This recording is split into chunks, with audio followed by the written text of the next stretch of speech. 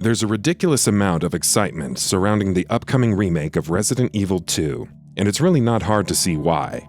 It's a combination of several factors. It's the remake to what a large portion of the series' fans believes is the best Resident Evil game to date. It's built on the incredible RE engine and looks absolutely fantastic. And it's almost here too. With the clock ticking and Resident Evil 2 approaching its release, here are 15 more things that you need to know about Resident Evil 2.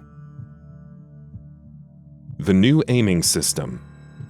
The aiming in this game actually functions differently. While you can move around while aiming, your reticle blooms suddenly and quite drastically the moment you do so, making your immediate shots at risk of missing their target more often than not. As you stand still, the reticle contracts again, and only while you're completely still and aiming do you achieve maximum accuracy. Auto aim option.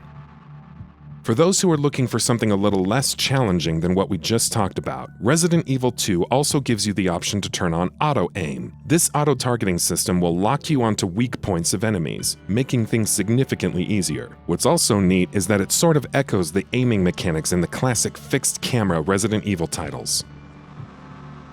No load screen doors.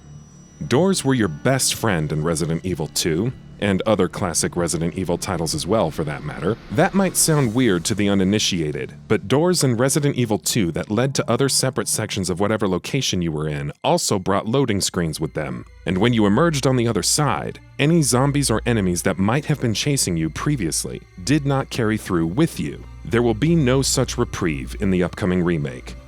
There are, of course, no loading screens, and that isn't notable because of some technical feat. It might have been 15 years ago, maybe. But because zombies will now chase you around and even open doors and enter into different rooms just so they can literally sink their teeth into you. Barricading. Anyone who's played the classic Resident Evil titles, RE2 included, would remember that walking around corridors that were lined with windows was often a terrifying experience because you never knew what might jump through. Windows in Resident Evil 2 will be similarly dangerous. Zombies roaming around the perimeter of the RPD headquarters might find their way in and surprise you even in corridors you thought you had already cleared. To avoid this, you'll need to find wooden planks scattered about and barricade the window shut. And of course, the wooden planks will take up space in your inventory as well, which will be yet another thing to keep in mind. Combat knives. Weapon durability is becoming more and more common in games these days. Now, don't worry, your guns in RE2 can't be damaged or broken. There's enough to worry about as it is. But your combat knives can break. What's more, if you stab a zombie up close, that knife will stay in its corpse, and you'll have to go and retrieve it once the zombie is dead. If your knife breaks, well, look for another. Crafting.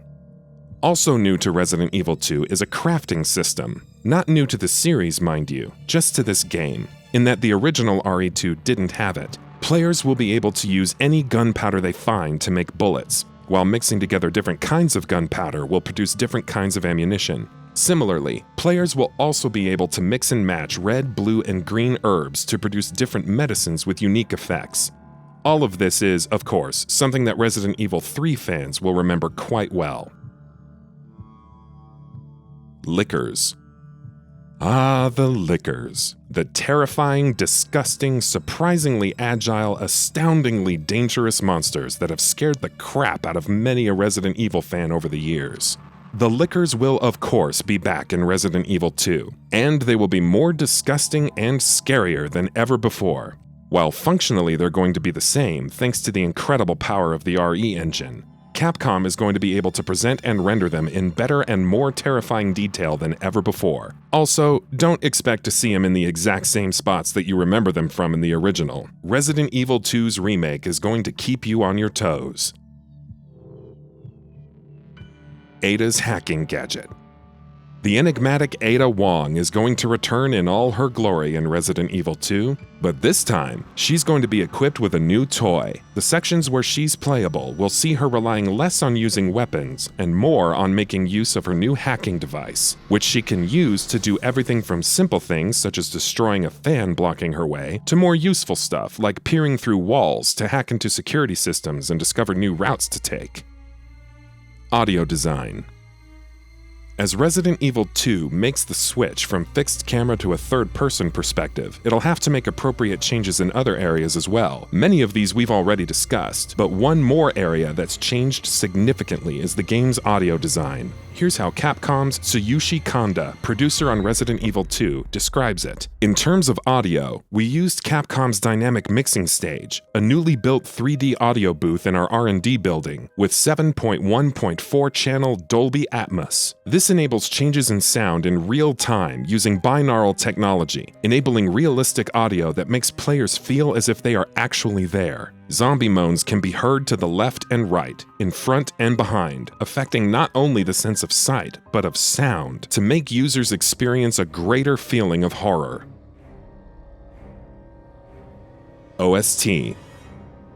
If you purchase Resident Evil 2's Deluxe Edition, you'll get access to something very special. Or special if you're a fan of the original game anyway. You'll receive the original soundtrack swap, which, as the name suggests, will allow you to play the remake but with the original 1998 game's soundtrack, instead of the new one that's been composed for the remake. Remake length. Capcom have also confirmed just how much gameplay hours players can expect to get out of Resident Evil 2. Both campaigns will be roughly 10 hours long each, though it's worth noting that since there's some overlap between the two campaigns, whichever one you choose to tackle second will probably take you less time than the first one. In total then, we're looking at a playtime of 15 to 20 hours, which is great for a survival horror title, and also, incidentally, more than twice what the original Resident Evil 2 offered. System storage. Given the tech that Resident Evil 2 is using and how ambitious it is as a remake, you'd expect it to be a pretty hefty game in terms of install size, though that's not going to be the case. On the Xbox One, the game will require 21 gigabytes of system storage, though the number will probably be higher on an Xbox One X. On a PS4, the game requires roughly 23 gigabytes, while on a PC, it requires 26 gigabytes. The remaining entries in this feature are going to pertain specifically to the PC version of Resident Evil 2. Ultra-wide support. For those of you with widescreen monitors for your PC setup, this is obviously great news. Resident Evil 2 will feature full widescreen support at a 21:9 aspect ratio. Given how much of a visual feast this game is looking like it's going to be, playing it on a widescreen is probably going to be an excellent experience. DENUVO DRM.